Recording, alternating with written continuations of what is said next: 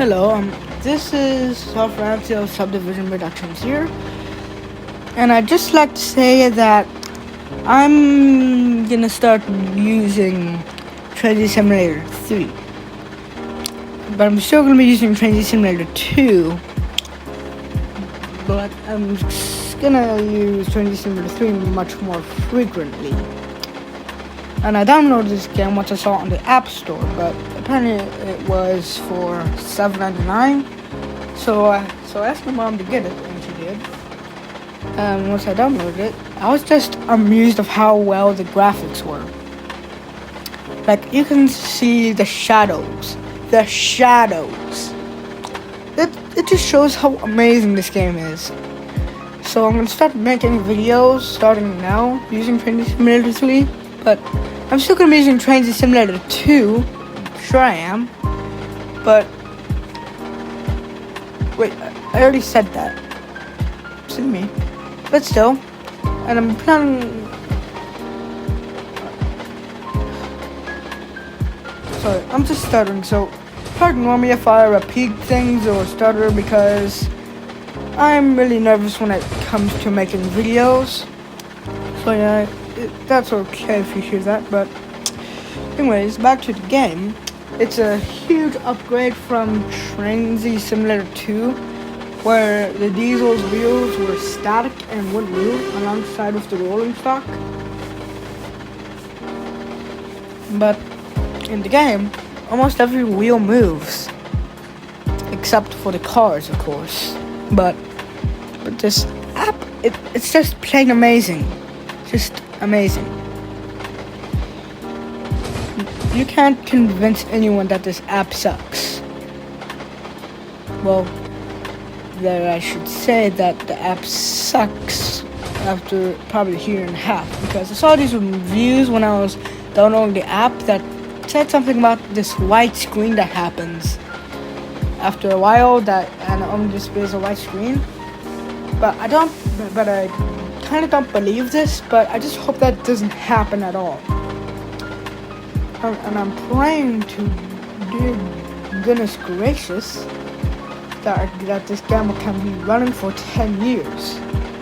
Not like before it gets deleted off the App Store, but I'm still praying that it will work before the white screen appears.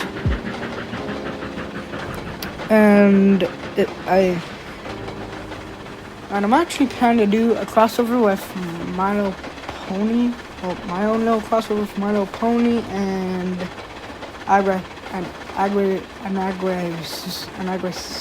Agrasco.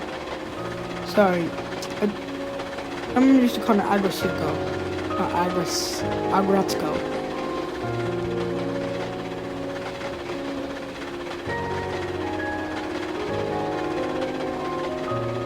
So about the crossover, I'm planning so it seems like gonna happen is that basically that one of the characters that is gonna be a Chesapeake and Ohio K4 is gonna be teasing. It's gonna be annoying to. It's gonna try to annoy It's going to annoy sorry, I can't stop with the stuttering.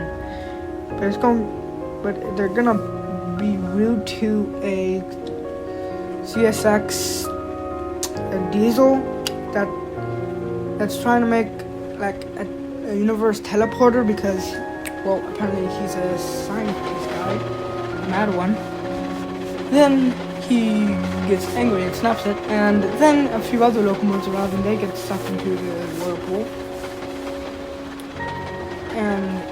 And while Let's Go is in the middle of doing office work as usual, well, then Tone comes up and bees his usual sexual self. Not like horny, but like in the show Agrasuko, like he doesn't like Ratsuko because, well, he's sexist gluttonous boss because he's a little pig in the show. and then the portal opens up, and all the locomotives, which are now human-sized, pour out of the portal. Tom, being himself, is just shocked. Well, Retsuko is about to do her death metal screech thing. Before that, a Norfolk and Western YMB screams because, well, you would expect a little locomotive to scream after they literally just saw something that doesn't look like a locomotive at all, or what their species is. That's basically like, okay, that's gonna be kind of enough for the crossover thing. I'm not sure if it's gonna happen, but I hope it is. I guess. I also already took some screenshots, and some of them are already made into art style things, and the pictures are gonna be displayed at the end of the video, and I'm gonna be chatting a lot about them. But back to this. I'm kind of disappointed how there's not that many maps and you have to buy Rollsworth Vale, because Rollsworth Vale is one of my favorite maps in the game. Train Z Simulator 2. But in Train Z Simulator 3, you have to buy Rollsworth Vale. My original favorite was British Midlands, but then I found out that there were more maps.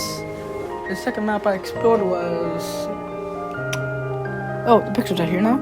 So this one is a picture of the British Railways J34 Holmes. And if you look closer, you can see the number board has eyes with normal eyebrows and a mouth.